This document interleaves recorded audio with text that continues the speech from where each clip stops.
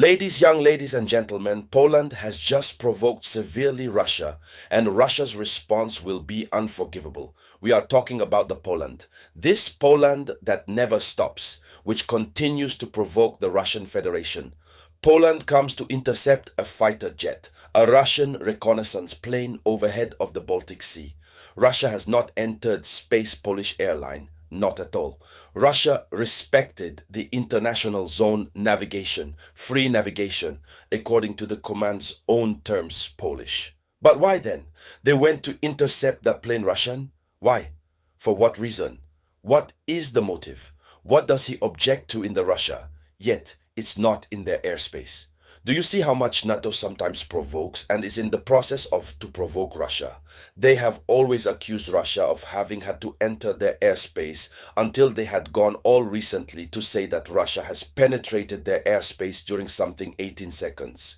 You will remember that I told you here I had asked the equations, I had asked the questions. I said, but how do they...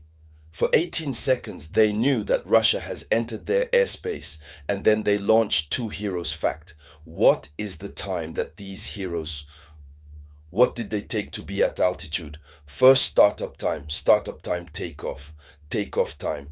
Then, how much some time before arriving in altitude and to be able to intercept these hunters? How long? The tour in 18 seconds. So since they have begun to be exposed by nature, their allegation is false. This time they are changing their strategy. What they usually do, and that they were accusing Russia to say that Russia has entered their territory. That's exactly what they just did, by acknowledging that Russia has not entered their territory.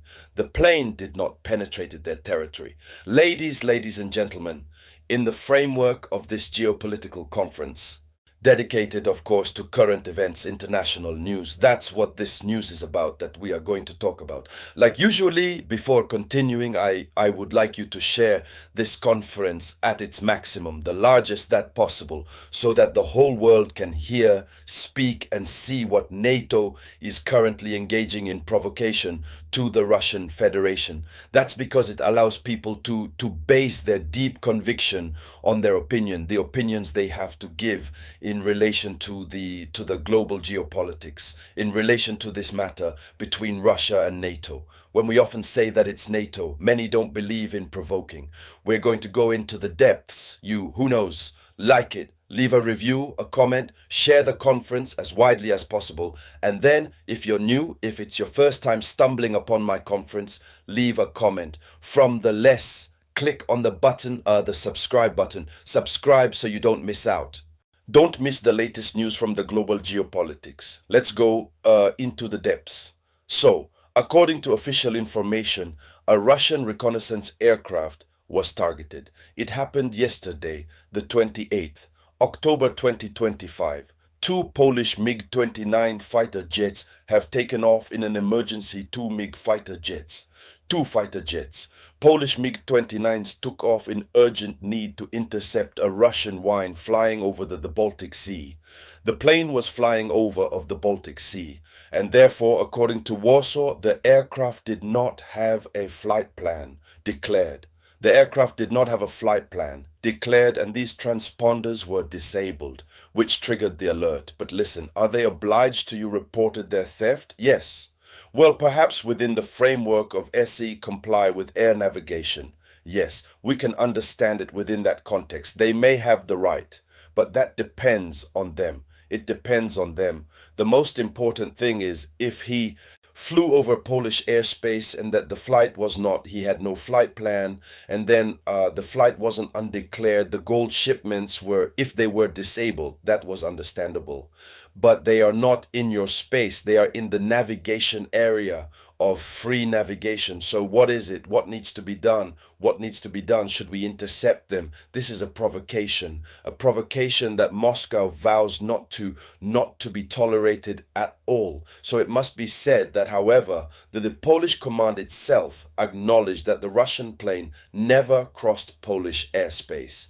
This aircraft Russian according to the Polish command, never crossed the airspace Polish. There you have it. He himself said that the plane was flying in the international zone, as he has the right to do. It's himself who says the plane was flying in the area international, and that the plane has the right to fly in this international zone. Why then intercept this plane? Launching 2 fighter jets? For what reason? If it's not a targeted provocation? Well, that's Russia for you. Is outdated, right? Russia is not at all ready to tolerate. She is not prepared to tolerate it. Share the conference, please. It's necessary. Share it as much as possible. Share. So, it has to be said that it's a real one, a scenario reminiscent of the era of Cold War. The I-220 is an aircraft of electronic recognition. The Russian plane they intercepted, it's a reconnaissance aircraft. All's fair in love and war, right?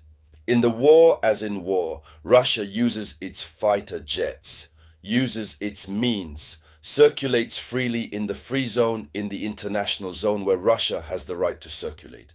But if the capabilities of the Russian aircraft are very powerful, even capable of capturing the radar information in Europe, from on the European side, is it the Russia's problem? If you are unable to jam the systems of these planes so that these planes may not be able to detect your system's radar and other things, but is it Russia's fault? No.